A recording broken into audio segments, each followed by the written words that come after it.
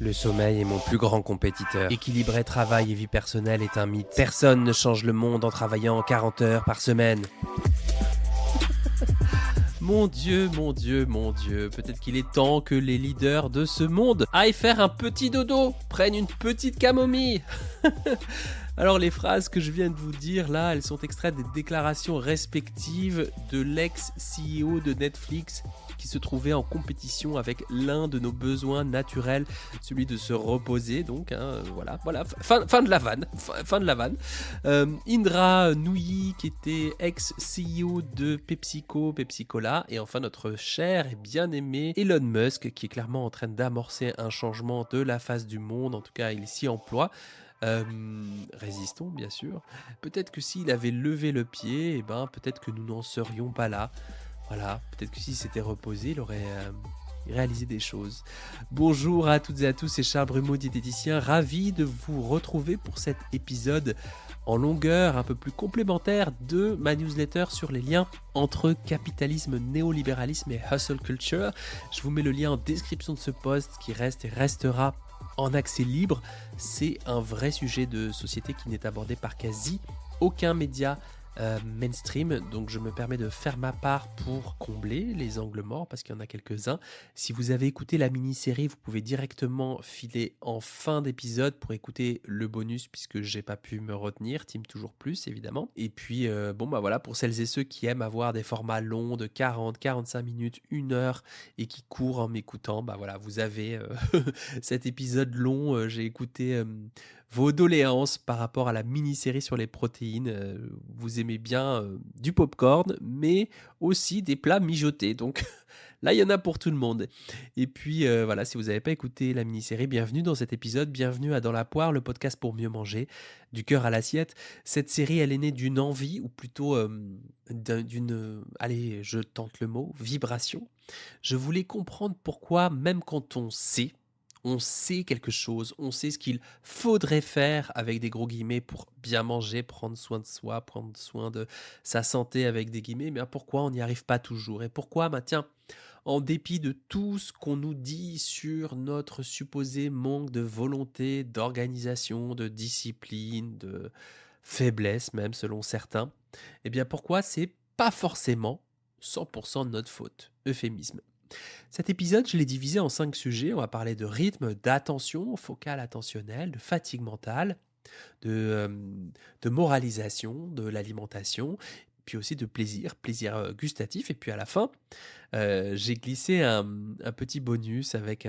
bref, je vous en dis pas plus. En tout cas, abonnez-vous à Dans la poire, ça prend 2 secondes sur votre téléphone. Et puis là, tout de suite, pendant que vous écoutez, vous pouvez aussi me mettre un petit mot sur Spotify, Apple Podcast, YouTube, parce que ça fait du bien de lire ce que vous pensez de mon travail. Et c'est le bon côté des médias sociaux, le côté lien, le côté social. Donc ne vous dites pas par principe que ça va rien changer, parce que déjà pour moi ça fait une différence, ça fait vraiment une différence, vous vous rendez pas compte, mais moi quand je vois une notification avec un avis déposé, c'est un peu vous avez un nouveau message, ça fait du bien quoi, ça fait du bien, c'est comme une petite enveloppe, un petit courrier qu'on ouvre et tout, donc ça fait du bien au moral, donc vraiment ne vous en privez pas, bien au contraire, surtout dans ces temps de basculement avec un S, bien entendu. Voilà, tout petit sourire, tout petit bout de lumière ne nuit pas, bien au contraire. Alors commençons tout de suite avec le jet lag social. Qu'est-ce que c'est ce jet lag social ? J'imagine que vous connaissez le jet lag après un voyage, ce moment étrange où votre corps est fatigué alors que l'horloge dit qu'il est midi, où vous avez faim des heures improbables, où tout semble légèrement décalé, c'est ça le jet lag. Alors ce qui est moins connu, c'est que beaucoup d'entre nous vivent un jet lag permanent mais sans jamais prendre l'avion. C'est un peu plus subtil, ça s'appelle le jet lag social. Alors non, ça ne veut pas dire qu'on n'aime pas les gens et qu'on ne va jamais en soirée. C'est le, c'est le décalage entre notre horloge biologique interne, celle qui régule le sommeil, la faim, la digestion et d'autres paramètres, et les horaires que nous impose la vie sociale telle qu'elle est, travail, transport, réunion tardive, écran, week-end de récupération. Est-ce que ça vous parle déjà, cette notion de jet lag social. Est-ce que vous sentez ce décalage entre votre rythme naturel, votre biorhythme et les horaires que vous devez suivre? Je mets des guillemets à dever. Notre corps, il fonctionne selon des rythmes assez anciens, des cycles de lumière, d'obscurité, de veille, de repos, de récupération, d'activation, et ces rythmes régulent la sécrétion de nombreuses hormones, dont celle de la faim et de la satiété. Quand ces rythmes sont relativement stables, notre faim arrive à peu près au bon moment, notre digestion est efficace, notre énergie est plus régulière, mais dans beaucoup de vies modernes, ces rythmes sont constamment bousculés. Par exemple, on se couche un peu plus tard en semaine, voire beaucoup plus tard. On dort plus le week-end pour récupérer. On dîne à des heures variables. On s'expose à la lumière des écrans jusque tard dans la soirée, voire dans la nuit. N'est-ce pas, Charlie? On est, je le dis aussi pour moi, on est plutôt dans des bâtiments fermés la journée. On commence certaines journées très tôt, d'autres très tard. C'est particulièrement vrai pour les infirmiers, infirmières, médecins, aides-soignants, soignantes, souvent de garde de nuit ou en horaire décalé dans les hôpitaux. Vous savez, ces personnes de bonne volonté qu'on applaudissait il y a quelques années. Les travailleurs et travailleuses du nettoyage qui interviennent tôt le matin ou tard le soir. Les ouvriers, ouvrières d'usine qui tournent en 3-8, parfois de nuit, parfois le week-end. Les conducteurs, conductrices de trains, de bus, de métro, de transport pour qui les rotations démarrent à l'aube. Les boulangers, les boulangères qui commencent parfois leur journée en plein milieu de la nuit quand tout le monde fait dodo. Les agents et les agentes de sécurité, les vigiles de nuit dont la vigilance est sollicitée quand là aussi tout le monde dort ou tout le monde est tranquille à la maison en soirée. Les livreurs, les livreuses, chauffeurs, chauffeuses de VTC, les routiers, les routières qui peuvent rouler très tôt ou très tard pour répondre à la demande continue et parfois en flux tendu.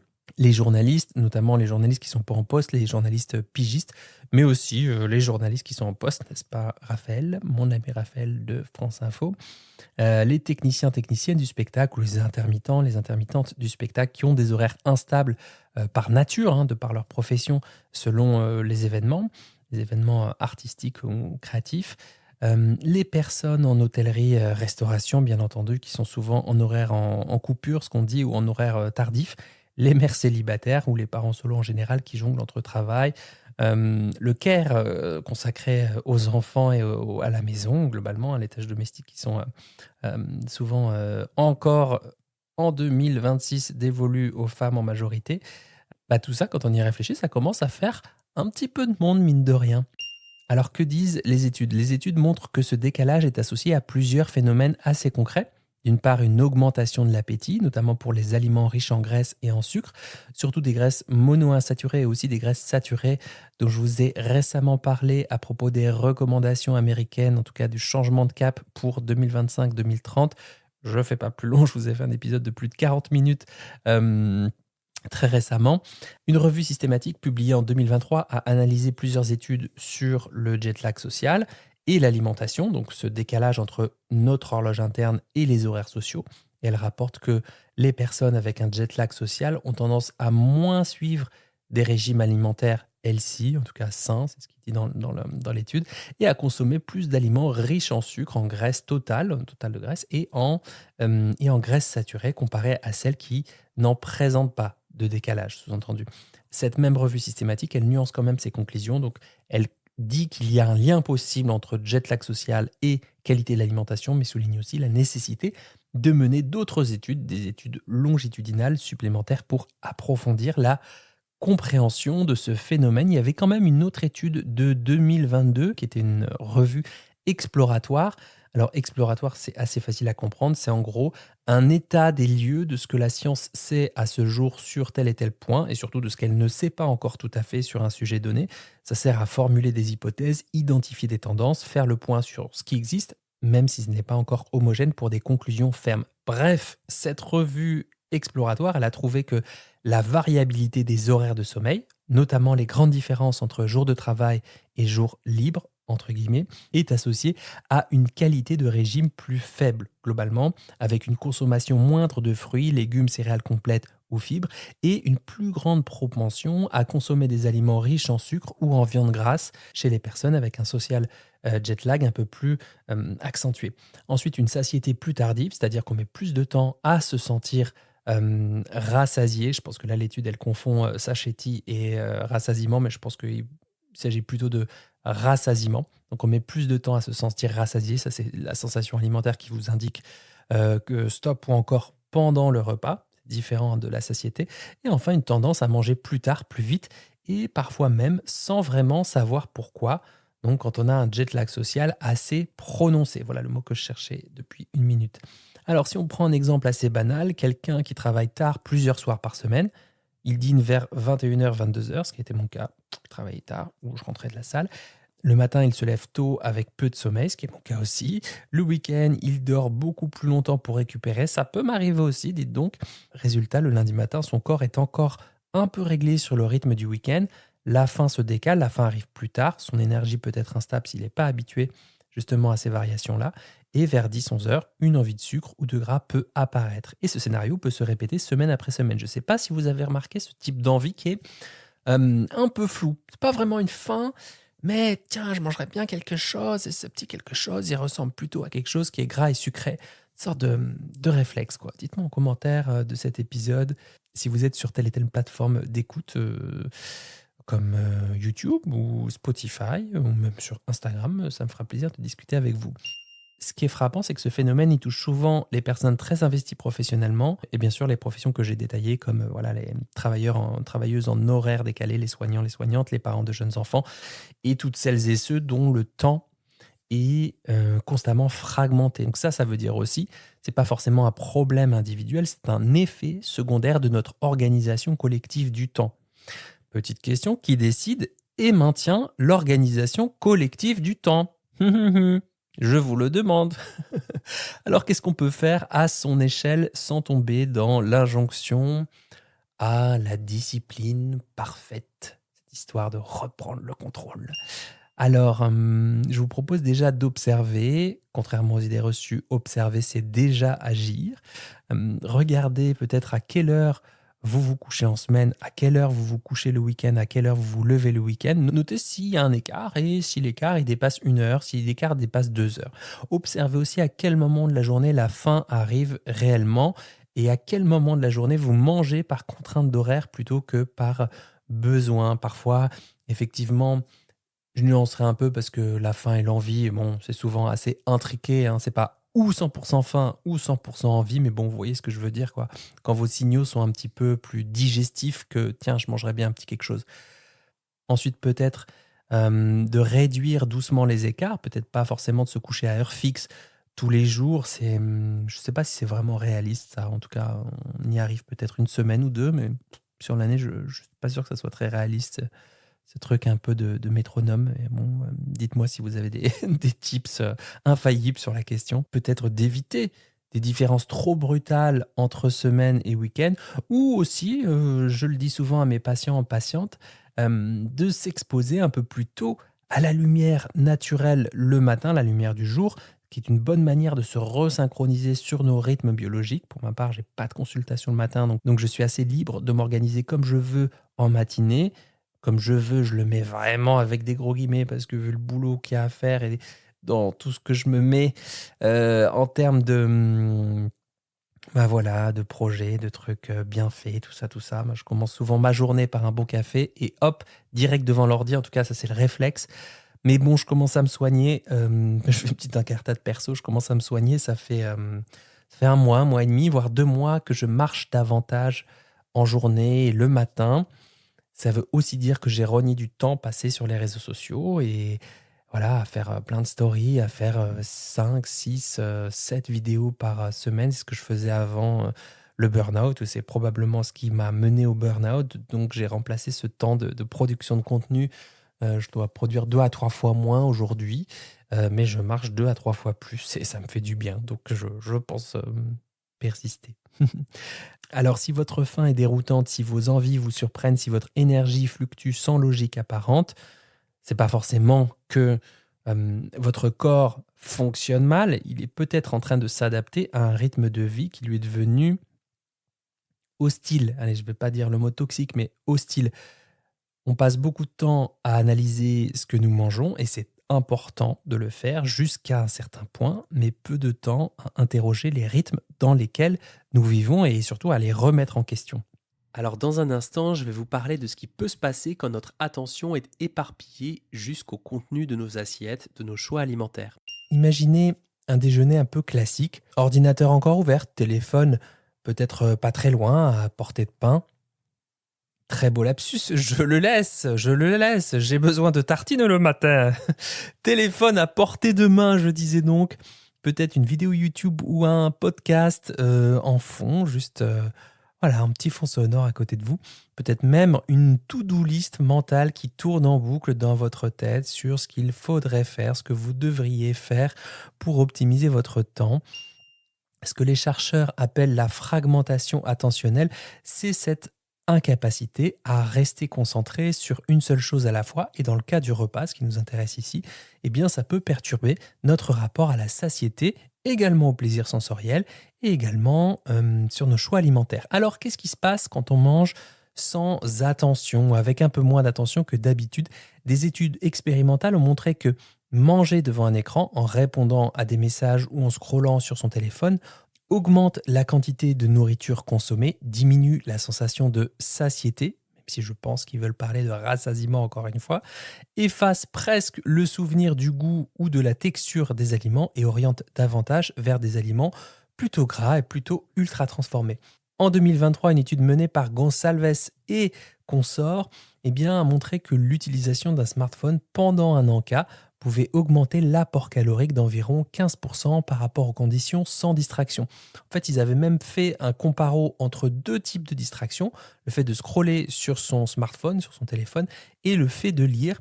Là, j'ai été assez surpris. Aucune différence significative n'a été observée sur l'apport calorique entre les deux types de distractions, ce qui m'a un peu ennuyé. Parce que j'essaie de lire davantage en ce moment. Je me disais, tiens, peut-être parfois, je vais lire un petit quelque chose plutôt que scroller sur mon téléphone. Ça sera toujours ça pour ces histoires de dopamine et de focale attentionnelle un peu trop happé par l'actualité récente notamment. Alors, pourquoi on a du mal à faire un focus pendant le repas?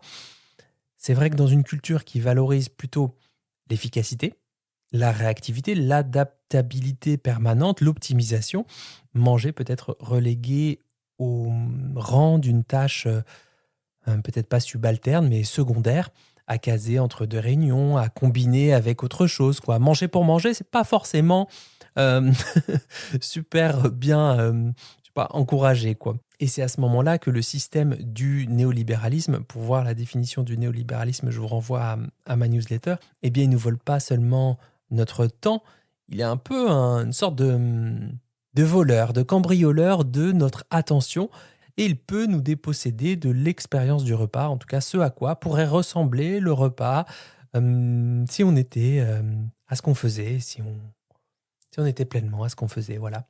On peut donc manger sous tension, dans l'urgence, en mode automatique, souvent sans même remarquer ce qu'on avale.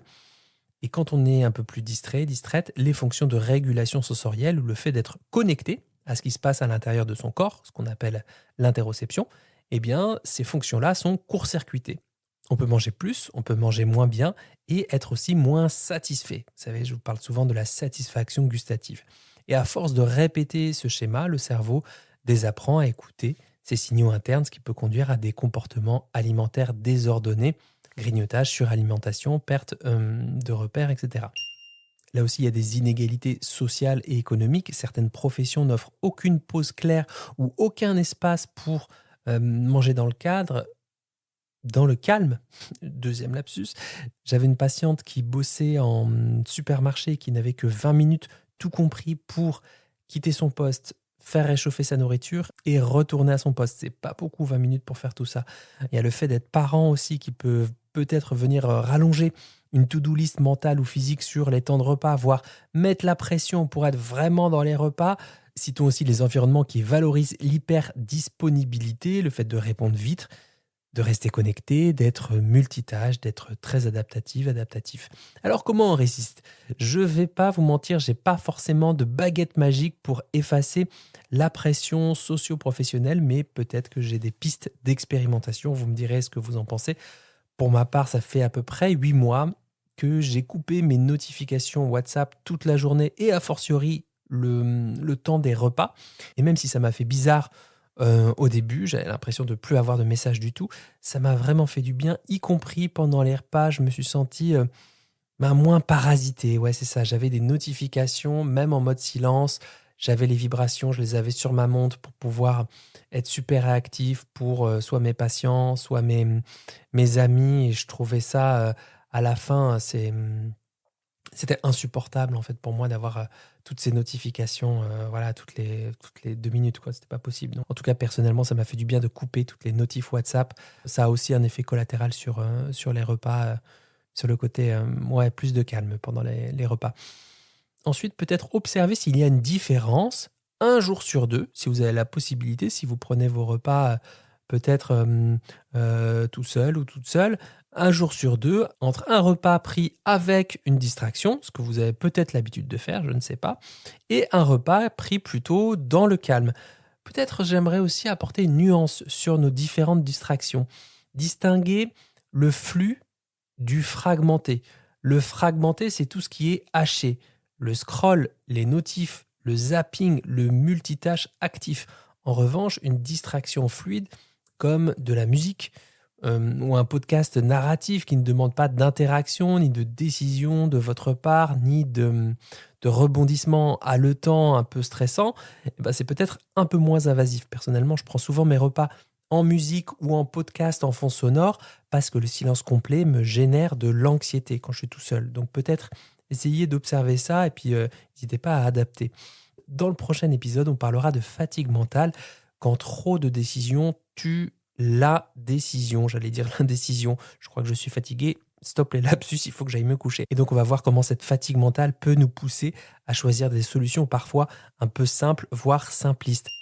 En gros, chaque jour, notre cerveau, il prend des décisions, des dizaines, des centaines de décisions. Certaines sont assez triviales. Quelle tasse je vais choisir ce matin pour le café? Je vais mettre mon pain à griller, je vais me faire peut-être des pancakes. Et ces décisions, souvent répétées, elles ont quasi aucun impact sur la fatigue cognitive. En gros, le fait qu'à un moment donné, notre tête soit fatiguée par le trop-plein de choix. D'autres choix pèsent un petit peu plus lourd. Comment gérer une crise au boulot? Comment jongler avec les besoins de chacun à la maison?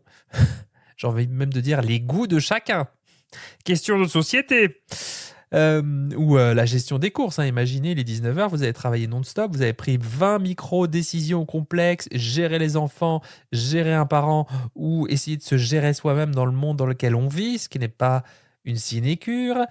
Vous passez devant un supermarché, votre cerveau, il est un petit peu comme une batterie de téléphone à aller 2-3%, il n'a plus trop la force de calculer, et vous essayez de vous souvenir, tiens, est-ce qu'il reste de la salade? Est-ce que cette salade, elle est encore fraîche? Qu'est-ce que je peux composer avec ce qu'il y a dans le placard ou dans le frigidaire? J'arrive plus à me souvenir. Et à cet instant, votre bande passante mentale sature. Et c'est pas étonnant que le système de navigation global plante un peu, rame tout du moins. Alors à ce moment-là, vous prenez peut-être une pizza surgelée, peut-être des chips ou du houmous si vous êtes pressé, ou vous commandez un truc parce que ça va plus vite. Est-ce que c'est tout le temps un choix qui correspond à vos valeurs? Ça se discute et ça dépend de vos valeurs. Si vous êtes intéressé par un épisode spécial, comment trouver ses valeurs, sa boussole, son phare dans la tempête, n'hésitez pas. Donc je serais curieux et heureux de vous partager des tips sur ce sujet. Est-ce que c'est un choix logique au vu de votre bande passante mentale restante? Là, je serais plutôt tenté de dire oui. Parce que en fait, c'est pas qu'une histoire de tâches qui s'accumulent au fur et à mesure de la journée, du matin au soir. Il y a aussi la surcharge d'informations. Chaque jour, on absorbe des dizaines, voire des centaines de messages sur ce qu'il faudrait manger, entre guillemets. Comment on devrait faire pour vivre mieux, entre guillemets, trouver du temps pour soulever lourd à la salle, marcher 5500 pas par jour, faire de la cohérence cardiaque, etc. etc. Un jour, il faut manger plus de fibres. Le lendemain, on vous parle d'indice glycémique. Ensuite, de cet aliment absolument dingue de pouvoir anti-inflammatoire. Un jour, le gluten, ça passe, puis l'autre jour, ça passe plus. Un jour, le jeûne intermittent, c'est bien, puis ensuite, c'est pas bien à la ménopause. Du nouveau régime anti-âge ou comment on dit, des secrets non encore révélés de notre cher microbiote. Et au moment de faire vos courses, eh bien, vous doutez, minimum, j'ai envie de vous dire un peu logique. Est-ce que ce yaourt 0%, c'est mieux que celui avec édulcorant? Quels édulcorants? Ah non, il y a de l'aspartame. Ah non, il y a ci. Ah non, il y a ça. Est-ce qu'il ne faudrait pas tout acheter en bio? Est-ce que je peux me le permettre déjà? Est-ce que manger des pâtes, c'est OK? Ou est-ce qu'il faudrait faire comme les influenceurs torse nu de Bali et manger uniquement des racines, des patates douces en guise de glucides? Eh bien, résultat possible, vous êtes surchargé d'infos sans y voir forcément plus clair. Et comme le cerveau déteste l'incertitude, il se réfugie dans des décisions faciles avec un chemin tout tracé, un plat préparé, une commande de fast-food, ou alors rien du tout, parce que parfois décider de ne pas décider, c'est encore ce qu'on trouve de moins fatigant, même si après, il y a la gestion de culpabilité derrière. Ça, c'est selon le cheminement, le parcours de chacun, chacune dans l'univers de la diète culture, a.k.a. la culture des régimes amaigrissants. Si vous êtes d'ailleurs dans ce cas de surcharge informationnelle et de surcharge sur l'information nutritionnelle, je vous ai mis une ressource en description de cet épisode, une ressource gratuite puisque c'est une ressource podcast audio. Et puis si vous voulez aller plus loin, n'hésitez pas à prendre rendez-vous avec moi parce que c'est vraiment des questions que je traite au quotidien avec mes patients, patientes. Je me permets de faire un lien, peut-être pas un lien de cause-conséquence, mais un lien de corrélation. Corrélation entre la hustle culture et la façon dont l'offre alimentaire est mise en avant. Rappel, la hustle culture, c'est la culture de l'agitation. J'en parle dans ma newsletter. C'est une norme culturelle qui promeut le travail incessant, la productivité constante et la glorification de l'occupation comme signe de réussite et de valeur morale. Ok ? Donc, dans un système souvent néolibéral pour la majorité d'entre nous, qui nous pousse à produire tout le temps, optimiser tout le temps, décider tout le temps, pas étonnant que nos cerveaux puissent être épuisés. Et au lieu d'avoir des environnements qui soutiennent notre attention, qui prennent soin de notre santé mentale, eh bien au contraire, on évolue dans des environnements qui exploitent cette fatigue, ou en tout cas, qui s'adaptent à nos besoins, ou plutôt à nos nouveaux besoins, les besoins issus de « je suis crevé, je n'ai plus la force de décider ». En sciences du merchandising, c'est un champ qui étudie comment les individus perçoivent, évoluent et choisissent les produits dans un environnement d'achat. Puis ensuite, on a une autre discipline qui s'appelle le retail marketing, qui est chargée de formuler des propositions, lumière, son, couleur, organisation des produits, sur ce comportement d'achat. Eh bien, ce n'est pas un hasard si les plats prêts à consommer ou les snacks ultra palatables, donc ultra palatable, ça veut dire super agréable au palais, super rewarding, c'est-à-dire qui activent à bloc notre système de la récompense. Eh bien, c'est pas un hasard si ces produits-là sont placés à hauteur des yeux avec des couleurs vives et des promesses de plaisir rapide. Ces raccourcis cognitifs, donc cognitifs de la pensée, font des pop-up dans votre cerveau, je vais dire surtout notre cerveau, puisque je suis victime aussi de ça. En gros, c'est un pop-up qui nous dit, tiens, mange-moi, ça ira mieux, là, maintenant, tout de suite. Quand on regarde un peu les caisses tapissées de snacks salés sucrés, après avoir pris 30 décisions pour un seul et même shopping, quelle marque de pâte? Est-ce que c'est en promo? Est-ce que c'est bio? Est-ce que je prends les 3 pour 4? Acheter le deuxième à moitié prix, etc. Est-ce que j'ai rien oublié? J'attends tel et tel message de mon compagnon ou de ma compagne qui doit me confirmer que tiens, est-ce qu'on a encore tel et tel liquide vaisselle? Bref, juste avant de payer, eh bien, le cerveau est exposé à une rangée de barres sucrées qui récompensent, entre guillemets, l'effort de cette course. Même chose avec le format mini, mini sneakers, mini paquet de chips. On se dit, c'est qu'un petit truc. Et puis hop, une fois qu'on commence, on ne peut plus s'arrêter ou presque, puisque il y a quand même plusieurs personnes, voire dizaines de personnes qui se sont relayées pour produire cette sensation en bouche unique, croquante, mélange savant de gras, de salé, de sucré. Et que c'est pas si facile de pouvoir s'arrêter, clairement. Alors on fait quoi avec tout ça? Comment on résiste?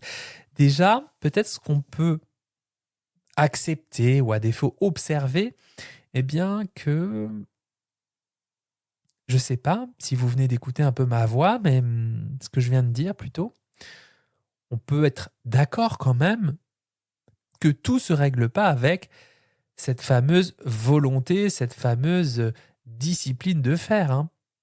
Donc ça ne veut pas dire que vous êtes nul, que vous êtes paresseux. Peut-être que, en fait, on pourrait être d'accord d'observer que finalement, c'est assez logique de rechercher ce type de solution et d'aliments quand on vit dans un système qui pousse à la saturation mentale tout en nous vendant la solution à cette saturation, hein. Un peu comme les pompiers pyromanes, hein, plats à réchauffer, régime miracle, substitut en poudre, etc. Bon, voilà, avec mon niveau d'information actuel, là, tout de suite maintenant, je ne suis pas certain que tous les acteurs de ce système, entre guillemets, se soient coordonnés pour créer des besoins, nous affaiblir, puis ensuite vendre des solutions aux besoins qu'ils ont eux-mêmes créés. Je crois plutôt qu'il s'agit d'une boucle qui se répond à elle-même. Une boucle qui se répond à elle-même, de ce que j'en comprends aujourd'hui, hein. Je suis preneur de vos retours, bien sûr. Pour moi, il y a des logiques économiques, techniques, technologiques même, j'ai envie de dire, culturelles, qui se renforcent mutuellement sans qu'il y ait forcément de grands complots, mais quand même avec des effets bien réels sur nos corps, nos choix, nos pensées, notre capacité à y voir clair. Nos environnements nous fatiguent et ils nous vendent de la praticité, génèrent de la confusion, puis proposent des solutions simplifiées, glorifient la productivité et monétisent le bien-être, les techniques de respiration, de cohérence cardiaque, le yoga, etc., etc. Parce que tiens, soudainement, en fin de journée, comme c'est bizarre, après de l'efficacité et du productivisme à qui mieux, bah tiens, on se sent fatigué. Et à la fin, c'est nous qu'on culpabilise. Enfin, ce sont les individus, donc nous aussi, qui culpabilisons, alors que le problème dépasse largement eh bien, les seules décisions individuelles et qu'on n'interroge pas à grande échelle tout ce qui nous stresse, tout ce qui participe de notre fatigue, tout ce qui participe de notre confusion mentale, psychique, même physique parfois. Et c'est peut-être là, à mon sens, le cœur du malaise, c'est-à-dire qu'on nous apprend à rechercher des réponses en nous, à corriger nos mauvaises habitudes avec des énormes guillemets, à optimiser nos choix, alors que les règles du jeu sont biaisées, les règles de base. On culpabilise de ne pas avoir la volonté de cuisiner sainement, de cuisiner autrement après une journée à courir, mais jamais on questionne un rythme qui ne laisse même pas le temps de s'asseoir, ni de pause, ni d'espace de respiration. J'ai une patiente qui me disait, mais moi j'arrive à me retenir 5 heures, quoi. J'arrive à me retenir 5 heures avant d'aller aux toilettes. Vissée sur sa chaise en enchaînant les visios parce que elle avait plus la maîtrise de son agenda et que la secrétaire ou le secrétaire mettait visio à telle heure, tac, tac, tac, tac, tac, et que du coup, ils avaient oublié que, tiens, il s'agit d'une humaine et cette humaine, elle a des besoins de focuser, défocuser, se lever, se dégourdir les jambes, aller aux toilettes, enfin juste la base, quoi. Donc, bref, ça me pop là maintenant, je vous partage ça. Et en fait, ce qui est, j'allais dire rigolo, mais moi, ça me fait pas du tout rire, c'est que on devrait se réjouir, on devrait déjà se réjouir parce qu'on travaille 30% moins de temps qu'en 2050 en termes de volume horaire. Je vous ai mis les chiffres dans ma newsletter. Et nous devrions déjà nous réjouir d'avoir un travail. Et nous devrions déjà nous réjouir d'avoir à manger. Eh ben, c'est aussi ça qui est injuste, je trouve, le fait de pas avoir beaucoup d'espace finalement pour dire, y compris quand on fait partie des gens privilégiés, j'allais dire soi-disant privilégiés, mais non, quand même, des gens privilégiés, globalement privilégiés, ce qui est mon cas, hein, blanc, mâle, hétéro, cisgenre, etc. Donc faire partie quand même des gens privilégiés, mais qu'on aspire quand même à autre chose. Et que ce système-là, eh bien, il provoque le fait de nous éloigner de nos besoins ontologiques, nos besoins humains, qu'on n'entend pas continuer des siècles et des siècles ainsi, quoi. Voilà, je crois que je suis clairement sorti de ma casquette de diététicien. Ou pas alors, si on suit les racines du mot grec, daeta, art de vivre, soin du corps, par et pour l'alimentation. Vous me direz en commentaire. C'est pas grave, c'est bien aussi parfois de retirer sa casquette et de la remettre. Et puis je pense qu'on a plusieurs casquettes dans la vie en fait. Voilà, maintenant qu'on a bien détaillé le thème de la fatigue décisionnelle, on va poursuivre sur la moralisation de la nourriture, c'est-à-dire la façon dont notre société transforme l'alimentation en indicateur de vertu ou de faute. Manger, c'est en principe un acte qui est au carrefour de nos goûts, de nos émotions, de nos besoins, Mais aujourd'hui, j'ai la sensation que pour beaucoup, manger, c'est devenu une preuve. Preuve que, eh bien, vous avez peut-être un peu plus de discipline que les autres, que vous avez de la volonté, que vous méritez, entre guillemets, votre place dans cette société dictée par le culte de la performance et du fait que c'est assez valorisé, qu'un individu contrôle les paramètres de sa vie. Et inversement, un craquage, c'est plus assimilé à une faute, un laisser-aller. Pizza, j'ai été faible. Morceau de gâteau, j'ai fait un écart, faut que je me confesse, entre guillemets, péché mignon. D'ailleurs, c'est une expression comme... j'ai fait un rêve cette semaine que j'étais dans une émission de TV et que je répondais à cette question qui m'a déjà été posée 80 000 fois environ. Et vous, c'est quoi votre péché mignon en tant que diététicien? J'ai même fait une interview là-dessus il y a quelques années. Que mangent les nutritionnistes en vacances? Comme si on était des exemples quoi à suivre. Lunaire. Et du coup, je reprenais dans mon rêve la présentatrice. Je lui disais, mais moi, j'ai que des aliments mignons, j'ai pas de péché mignon, j'ai pas envie de vous répondre en, en cultivant et en entretenant des stigmates de la diète culture. Voilà, ils sont sympas mes rêves. Hein. Les rêves de diète. Wouh, c'est intéressant. Mais bon, voilà, j'ai rêvé de ça et je disais en gros, j'ai envie de briser cette chaîne de...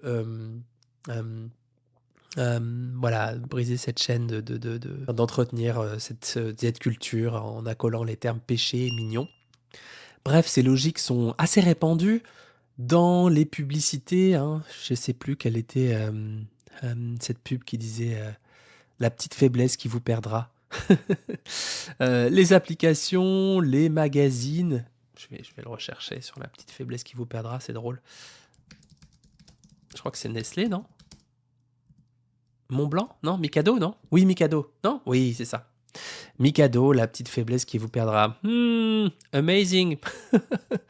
Bref, donc c'est un peu partout dans les applis, les magazines, les réseaux sociaux encore plus. Voir le discours de certains médecins médiatiques en mode ça, c'est biscuit, c'est pas possible, j'en donnerai plus jamais à mes enfants. Je vois peut-être que vous voyez de qui je parle. Voilà, on a des wordings comme le healthy eating, zéro culpabilité, zéro sucre, détox au sucre, hein, sous-entendu le sucre c'est une toxine qui s'accumule, etc. Cheat meal, le repas de la triche. Ça, il glisse dans notre vocabulaire, dans nos conversations, sans vraiment qu'on s'en rende compte, mais il porte une charge, j'allais dire une charge mentale, mais surtout une charge morale. Sur les réseaux sociaux, on a pas mal d'assiettes d'inspiration healthy, ce côté un peu assiette qui sort de l'ordinaire, super colorée, sans aller forcément dans les tisanes détox ou dans des extrêmes, mais voilà, c'est vraiment des assiettes qui font plaisir à voir, bien présentées et tout, qui ressemblent pas tout à fait aux assiettes de notre quotidien, parce qu'on n'a peut-être pas le même quotidien que ces personnes-là. Puis donc dans les commentaires, ça va du « c'est super inspirant, j'aimerais avoir ta volonté » ou « ah c'est top, moi je ne serais pas capable de faire ce que tu fais » ou il fait froid, il fait froid, j'ai pas envie de manger tel et tel aliment. Et ces images qui vous arrivent dans la tête, le cœur et l'esprit, maintiennent, induisent un climat d'exigence, plus ou moins implicite d'ailleurs. L'assiette, ça peut devenir un moyen de montrer qu'on fait ce qu'il faut pour sa santé, qu'on se nourrit bien, qu'on fait ce qui est valorisé, c'est-à-dire le contrôle notamment de sa nourriture. Et en soi, c'est pas mal d'éprouver le besoin de maîtrise des paramètres de sa vie. En soi, c'est logique, c'est assez rassurant d'éprouver un sentiment de maîtrise sur les choses. Moi, ce qui me pose problème, c'est que ces normes-là, je dis normes avec des guillemets quand même, parce que elles ne prennent pas en compte vraiment la réalité de nos vies. Quand je dis nos vies, j'essaie d'être le plus inclusif possible, même si je reconnais que je suis assez privilégié étant un homme blanc, hétéro cisgenre, qui bénéficie d'un patrimoine culturel qui est bientôt vieux, soit peut-être déjà vieux, et puis je le vois pas, voilà, à vous de me dire. Par exemple, comme on a vu, ces normes, elles n'incluent pas le travail en horaire décalé, n'incluent pas que d'autres n'ont ni le temps ni l'énergie pour cuisiner tous les soirs, n'incluent pas le fait que pour beaucoup, manger des légumes bio tous les jours, c'est un luxe en fait, un luxe économique, financier plutôt. Et au lieu de questionner ces contraintes, nous, qu'est-ce qu'on fait? On internalise. Si j'y arrive pas, c'est que le problème vient de moi, de ma motivation, de mon organisation, que peut-être au fond je le veux pas assez parce que j'ai la flemme un peu trop souvent, etc. Et ça, c'est des réflexions qui sont au cœur du système néolibéral, c'est-à-dire rendre les individus responsables de tout, même de ce qui les dépasse. J'avais lu une synthèse de 24 études qui a été menée par Ulrike Klink, Vera Hertling et Benjamin Schütze. Oui, j'y suis arrivé. En 2023, dans la revue internationale Journal of Behavioral Medicine, qui montre clairement que la moralisation de l'alimentation est plutôt en hausse dans les pays occidentaux.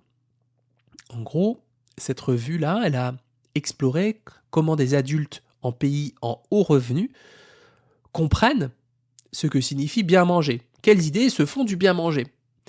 Et il y a 3 grands thèmes analytiques qui ont émergé de cette synthèse d'études. C'est les constructions de l'alimentation saine et malsaine, les perceptions des recommandations diététiques, vous savez, les fameux 5 fruits et légumes par jour, etc. Et les significations attribuées à la nourriture et au fait de manger. Et les participantes comprenaient globalement ce qu'était un régime censé être équilibré, en accord avec les recos officiels, mais les personnes issues des milieux économiques, des milieux socio-économiques plus modestes, présentaient des lacunes dans le fond de leurs connaissances nutritionnelles. A.k.a. les patates, c'est un légume. Je caricature un peu. Certaines exprimaient du scepticisme, voire une méfiance envers les recommandations alimentaires. Genre, c'est pas parce que c'est une recommandation alimentaire qu'il faut absolument que je la suive. Et par ailleurs, manger était associé à des significations multiples. Soit c'est du plaisir, soit c'est de la gestion du stress, et ça peut aussi être de la culpabilité. Et les autoristes ont montré qu'au-delà des aspects nutritionnels, il y avait des considérations morales, sociales, émotionnelles, comme la culpabilité associée à certains aliments ou le lien entre se nourrir et le bien-être, eh bien, qui influençaient profondément nos habitudes, nos choix, nos comportements alimentaires. Alors, qu'est-ce qu'on fait? Comment on résiste avec tout ça? Déjà, je souhaitais vous dire, si ce n'est vous redire, que vous avez le droit, par principe, un peu comme dans mon rêve, eh bien, de refuser de moraliser votre assiette ou vos aliments. De nos jours, le droit de refuser, ça équivaut peut-être à une forme de résistance. Par exemple, ça veut dire un gâteau, c'est un gâteau. Un burger, c'est un burger. Des légumes, ce sont des légumes. Voilà, plutôt que de dire un gâteau, c'est un écart. Un gâteau, je suis nul. Voilà, ça veut aussi dire que ma valeur en tant qu'être humain ne dépend pas de est-ce que j'ai réussi à faire le jeûne intermittent ce matin, est-ce que j'ai réussi à ne pas manger tel ou tel type d'aliment ou à ne manger que tel ou tel type d'aliment. On peut décorréler votre valeur et vos choix alimentaires. Ouais, voilà, c'est pas parce que vous mangez plus sucré et gras que d'habitude dans telle et telle période de votre vie que vous êtes ce que vous mangez. C'est une phrase qui pourrait à elle seule justifier un épisode entier. Tellement il y a de clés d'entrée dans cette phrase. D'ailleurs, je me le note. Faire un épisode là-dessus. Ensuite, ce que je vous suggère, ce que je vous invite à faire, évidemment, c'est d'observer ce qui se passe en vous quand ces mécanismes-là vous traversent. Quand vous sentez qu'il y a une moralisation qui se met en place malgré vous. Moralisation, c'est en gros, c'est des pensées, c'est bien ou c'est mal, quoi, ce que tu es en train de faire, ce que tu es en train de manger. Tiens, j'allais manger, tout d'un coup, j'ai ce flot de pensées pour faire mieux, pour faire bien, pour essayer de suroptimiser mes choix alimentaires, quel type d'huile, il faut que j'arrête la cuisson à tel moment et tout, voilà. Qu'est-ce que ça me fait vivre quand ça me traverse? Observez aussi qu'est-ce qui se passe en vous quand l'assiette, elle est agréable, consistante, bonne pour vos sens. Puis tiens, quelle est la différence avec la première situation quand vous vous faites envahir par ce flot de pensée un peu moralisante? En gros, qu'est-ce qui se passe quand votre corps, il vous dit avec votre palais et tous vos sens, ah, c'est vachement bon cette affaire, tu vis un beau moment, c'est cool. Et ouais, j'ai ce flot de pensée que c'est pas assez bien, il faudrait que je mange autre chose, etc. Quelle est la différence? Qu'est-ce que vous observez comme conséquence sur la manière de vous nourrir, sur votre expérience en fait de nourriture? Et puis ensuite, je vous invite à dézoomer, pédagogie de la répétition, je le dis, je le redis, je le redirai jusqu'à ma mort. Vous avez 84 repas par mois, plus de 1000 dans l'année. Donc c'est pas un repas ou une collation qui vont tout faire foirer, entre guillemets. L'alimentation est un flux, c'est un continuum, et l'idée c'est de cultiver ce flux, cultiver ce fil rouge pour vous y retrouver au global sur les semaines, sur le mois qui passe. Je vous mets 2 ressources additionnelles gratuites en lien de cet épisode. Un hors-série avec Delphine Pi, qui est psychologue et que j'embrasse si elle m'écoute, qui nous parle de valeur versus objectif. On peut confondre les deux, notamment quand on est en mode « Oui, bon, c'est bien mignon ce que tu dis, Charles, sur la psycho, la calinothérapie, machin, mais moi j'ai des objectifs à tenir, donc… Voilà, on peut aussi avoir ce réflexe-là quand on m'écoute. Je le reçois, je l'accueille. Mais je vous invite à écouter ce petit épisode avec… cet épisode court plutôt, avec Delphine Pi.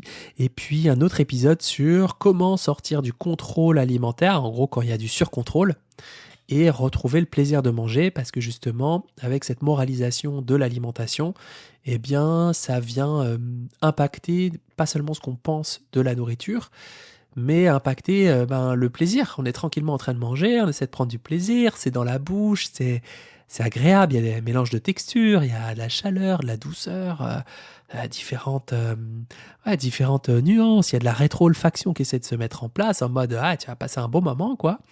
Et puis il y a notre mental qui vient nous rattraper en mode c'est pas ouf là ce que tu fais là. Puis en plus, tu prends du plaisir, quoi, ça va pas la tête ou quoi.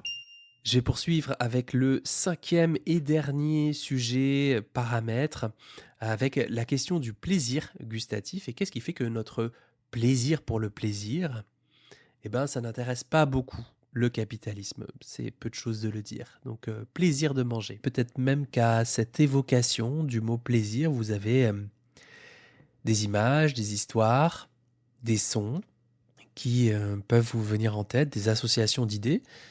Est-ce que c'est le plaisir qui réconforte, qui apaise, qui détend? Est-ce que c'est celui qui culpabilise?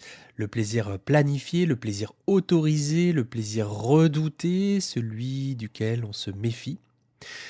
Alors dans ce mini-épisode, je vais me permettre d'explorer librement le plaisir comme le résultat d'un système qui marchandise, entre guillemets, notre besoin de récompense.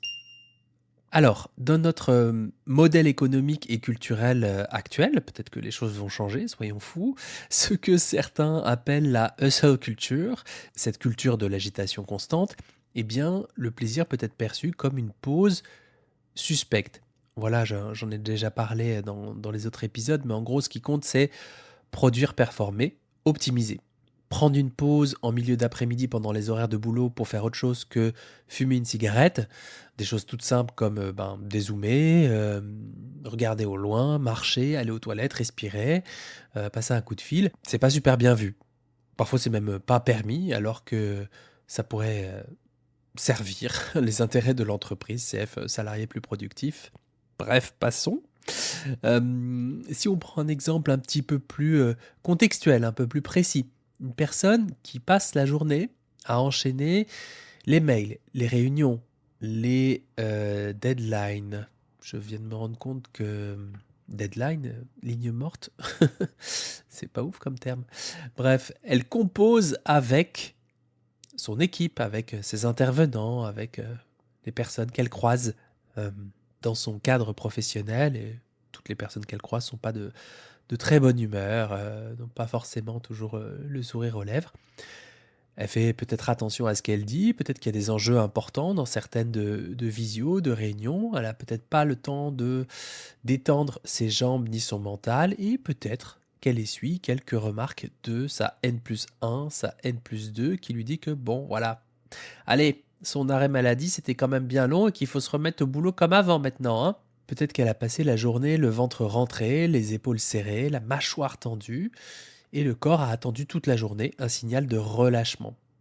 Le soir, en rentrant, pendant qu'elle rentre, elle met des podcasts sur son temps de marche parce que sinon elle n'a pas le temps de tout écouter, y compris les chaînes de podcasts qu'elle aime bien. Car c'est aussi quelqu'un de sensible, quelqu'un d'ouvert sur la politique, l'écriture, les arts. Bref, c'est un sacré boulot de se tenir au courant de l'actualité et de faire vivre ses centres d'intérêt.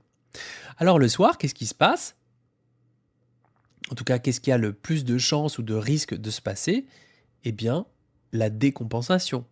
En gros, je rentre chez moi, la faim me revient en boomerang, en tout cas un boomerang en pleine tête parce que j'ai trop enchaîné toute la journée, j'ai pas pris de collation, ça c'est sûr, et en tout cas j'ai pris un déj rapide devant l'ordi. Et ça peut aussi être couplé à c'est mon seul moment de douceur, c'est mon moment où je relâche, c'est même mon seul moment à moi, rien que pour moi, de la journée, quand je rentre le soir.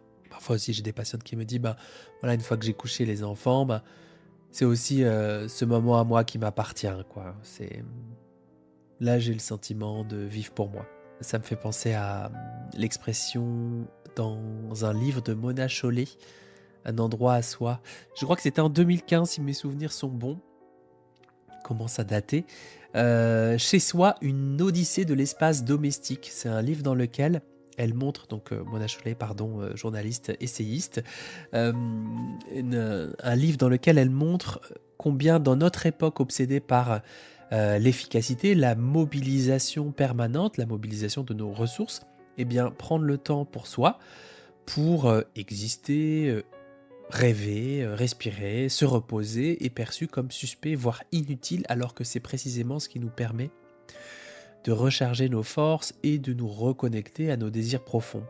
En gros, c'est l'idée d'avoir accès à un temps qui n'est pas rentable, un temps pour soi, un temps où on peut ralentir sans produire. Et ce temps-là, dans une culture qui valorise seulement le faire, eh bien, finit par être considéré comme un luxe. En tout cas, quelque chose qu'il faut mériter, quelque chose qui n'est pas destiné à tout le monde. Peut-être à certains happy few, qui sont peut-être déjà assez privilégiés, au passage. De notre exemple, là je reprends un peu le fil, cette personne qui rentre tard, qui a passé sa journée à retenir un peu son corps, ignorer sa fatigue, répondre aux attentes éventuelles de ses supérieurs, eh bien elle arrive chez elle avec une seule chose qui est encore à elle, entre guillemets, son corps, qui réclame enfin, et qui réclame encore, de l'attention. Son estomac peut envoyer un signal un peu plus fort parce que ce corps, justement, n'a pas eu d'espace de repos ou de plaisir ou de pause ou de ressourcerie pendant la journée. Donc, ce moment où on ouvre un paquet de biscuits, on prend un plat un peu plus riche que d'habitude et on le met au four direct, ou quand on se jette sur le pain ou le fromage, c'est pas forcément uniquement une réponse à la faim. Plutôt, j'y vois plutôt, c'est ma lecture des choses, je preneur de vos avis bien sûr, un appel du corps à exister autrement que comme un outil productif, comme si, eh bien, dans ces moments-là, on tentait de reprendre un peu de temps pour soi, une respiration, un petit bout d'espace mental, d'espace temporel où on n'est pas évalué, jugé sous le prisme de l'optimisation. Le fait que chaque minute de notre temps doive servir à quelque chose, se conférer à la déclaration plus ou moins caustique de Reed Hastings, qui était l'ancien CEO de Netflix. Le sommeil est mon plus grand ennemi, puisque pendant qu'on dort, c'est du temps qui n'est pas disponible pour la plateforme de séries et de films. Toujours lire ce que disent les géants de la tech. Je pense que important de les prendre un peu plus au sérieux, les géants politiques, les géants de la tech. Je pense que ça nous évitera d'avoir de mauvaises surprises. Donc ouais, le fait que chaque minute de notre temps doive être optimisée, ça peut produire trois choses selon moi. D'une part, des pensées et des mécanismes permissifs, façon ah bah c'est bon, hein, t'as bien le droit à ta récompense. Vu la journée que t'as passée, là, vu comment c'était rythmé, que t'en pouvais plus, là, tu vas te mettre bien. Ça peut produire aussi des pensées critiques et des mécanismes jugeants. Eh ben voilà, c'est la troisième fois cette semaine. On dirait que t'as pas de volonté, comme d'habitude. T'es pas organisé, comme d'habitude. T'as encore craqué, comme d'habitude. Des mécanismes qui peuvent être aussi un peu enfermants et définitifs. Et ou un mécanisme dissociatif, c'est-à-dire je mange sans vraiment être là. Ce mécanisme, il s'enclenche souvent quand on est trop fatigué, trop sollicité ou quand on veut échapper à une sensation inconfortable, le vide, la solitude, l'ennui, l'épuisement nerveux, le trop-plein de tout. Voilà, le trop-plein de tout, le trop-plein d'infos, le trop-plein de bruit, le trop-plein de... Ouais, de trop de choses à faire pour pas assez de temps. On retrouve cette notion de time scarcity que je développe dans ma newsletter. Et alors, ce qui se passe à ce moment-là, c'est qu'on mange avec ou sans faim, avec ou sans envie, sans vraiment se rendre compte de ce qu'on fait. Mais au moins, ça nous sort pour partie, pendant un temps, de ce trop-plein, de ce truc inconfortable. Bref, on fait un truc d'humain.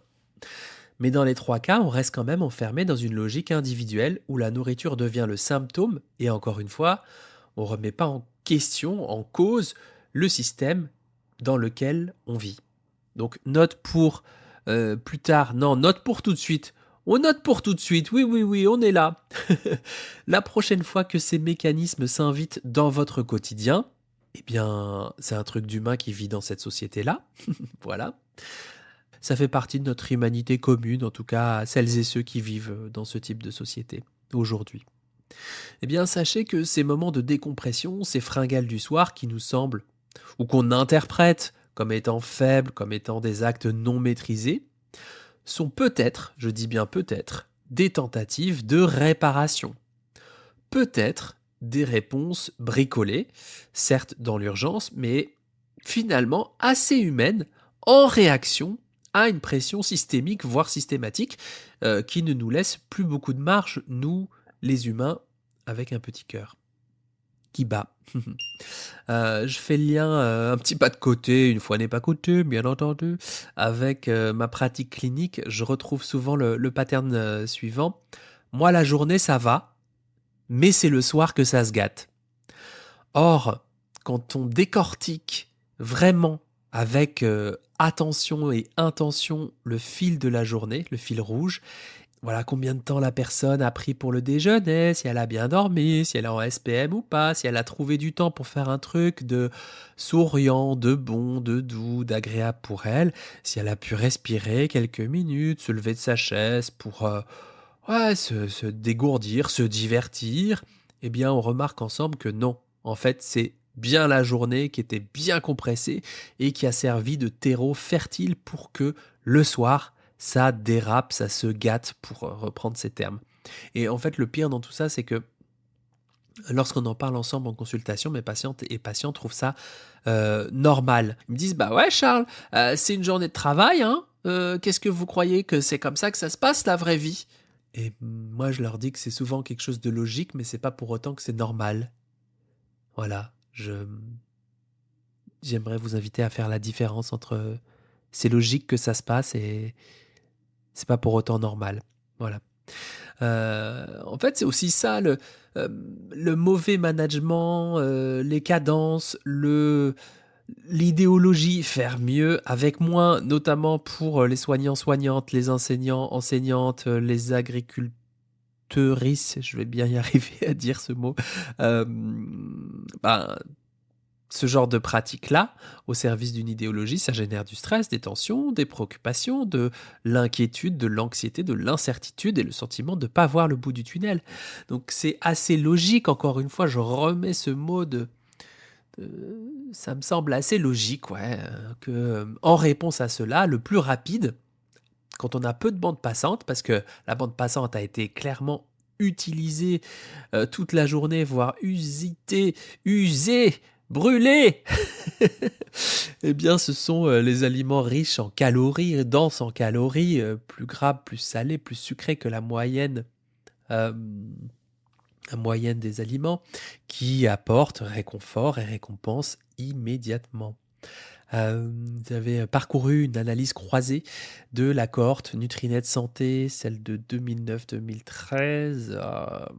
Je vérifierai, mais je crois que c'est ça, 2009-2013, qui avait examiné en gros l'association entre alimentation émotionnelle, alors mesurée par un questionnaire déclaratif, mais elle avait été réalisée sur plus de 30 000 adultes français, mais les chercheurs et chercheuses avaient observé que plus une personne avait tendance à manger sous l'effet des émotions, je crois que ça englobait les émotions agréables et désagréables, plus elle consommait d'aliments riches en calories comme le chocolat, comme les gâteaux. Et ce lien, tenez-vous bien, était encore plus fort chez les femmes qui présentaient des symptômes dépressifs. Ça ne dit pas que tout le monde réagit de la même manière, mais ça montre bien que le stress ou les émotions peuvent changer ce qu'on met dans l'assiette ou nos choix alimentaires, qu'on ait faim ou qu'on n'ait pas faim. Et quand on y réfléchit, en fait, c'est vrai que capitalisme et plaisir pour le plaisir, en fait, c'est pas des super bons amis. Dans un système capitaliste, et encore plus dans sa version néolibérale, le temps, c'est une question de rentabilité. C'est coût-bénéfice un peu, quoi. Le plaisir en lui-même ne produit rien pour le capitalisme, donc il ne va pas s'y intéresser. Capitalisme, c'est plus la question de la jouissance, de l'hédonisme, de la matérialité, je ressens une tension, je bouffe quelque chose de très vite et je me soulage très vite, puis je me sens en manque. Pareil pour les mécanismes du shopping. Donc en fait, quand je vous évoque le fait de manger lentement, savourer, prendre une pause, se reconnecter au corps en fait. Ouais, c'est ça, le corps. Et ben, tout ça, ce sont des actions et des temps non rentables, non monétisables en soi.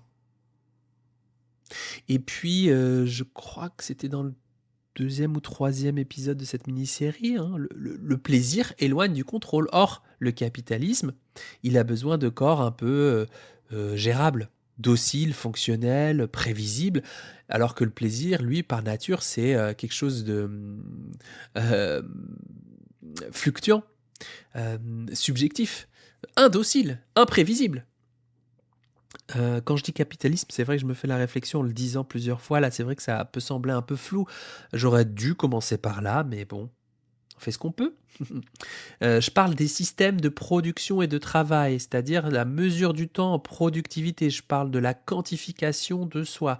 Je parle aussi des employeurs ou des modèles d'entreprise qui valorisent l'hyperdisponibilité et globalement toutes celles et ceux qui dominent ou qui sont propriétaires de la production de biens et de services. Voilà, j'aurais dû le dire en amont, mais bon, voilà, ça me pop là tout de suite. Donc, mieux vaut tard que jamais.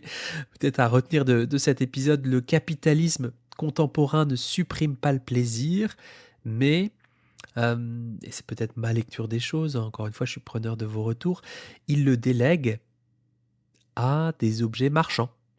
Il le déplace dans des produits, dans des services, dans des routines plus ou moins bien-être d'ailleurs, qui sont à acheter, à consommer. Une petite question pour finir cette mini-série. Moi, je suis bien curieux, comment vous allez remettre du plaisir non marchand dans la journée ? Marchand avec un D à la fin, bien sûr. Écouter son corps, faire une pause, juste pour la pause, un truc bon pour vous, juste pour un truc bon pour vous, juste pour vivre un truc cool. Et puis, autre question, est-ce que vous en avez la possibilité ? C'est une vraie question parce que, voilà, c'est vrai que on est tous et toutes confrontés aux limites de ce que peut l'individu par rapport au système collectif, par rapport au système dans lequel on évolue. Je vais mettre un « on » inclusif, pas parce que je ne suis pas salarié d'une grosse boîte ou d'une boîte, et bien que je ne suis pas soumis au même dogme de produire, être efficace, pas prendre de pause, ou en tout cas essayer d'être le plus productif possible en le minimum de temps. Voilà, je pense que c'est une question qui est importante à mettre dans la balance.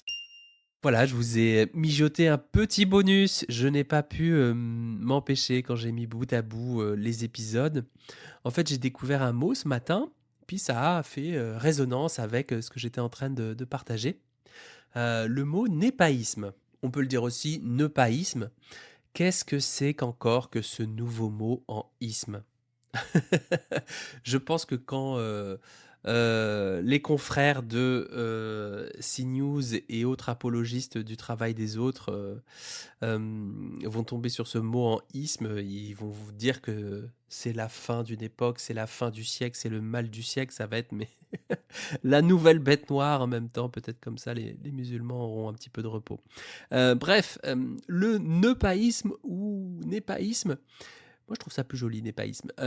C'est une piste un petit peu à part, une idée qui est pas tout à fait sérieuse, ou peut-être profondément sérieuse, justement, parce qu'elle ne cherche pas à l'être sérieuse. Le népaïsme, c'est l'art de ne pas faire. Ça vient du latin ne pas, donc de la négation, c'est vraiment l'art de surprendre. Suspendre, très beau lapsus, ou peut-être qu'on se surprend soi-même en le faisant. Je laisse mon lapsus, de refuser certaines injonctions, en tout cas de ne pas les nourrir et de ne pas y participer, de ne plus y participer. Il y a vraiment cette idée de faire moins ou arrêter de faire certaines choses qui participent de cette culture de faire, quoi. Euh, D'ailleurs, peut-être que vous êtes népaïste ou neupaïste sans le savoir, hein, dans un monde où tout doit avoir une raison, un objectif, santé ou pas santé, productivité, performance, adaptabilité, mobilisation des ressources, même le repos, même le neupaïsme, eh bien c'est ce moment où euh, vous mangez sans rien faire d'autre. Juste, vous mangez. Si on l'applique pour notre sujet, pour dans la poire, notre alimentation, notre façon de nous nourrir, ça peut être ne pas ouvrir une application de suivi nutritionnel aujourd'hui, si jamais vous en avez une, puis observer en quoi c'est différent.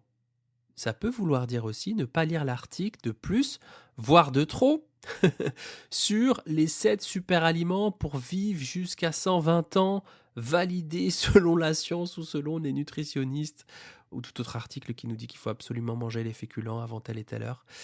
Voilà, pour être un acte pour sa santé mentale.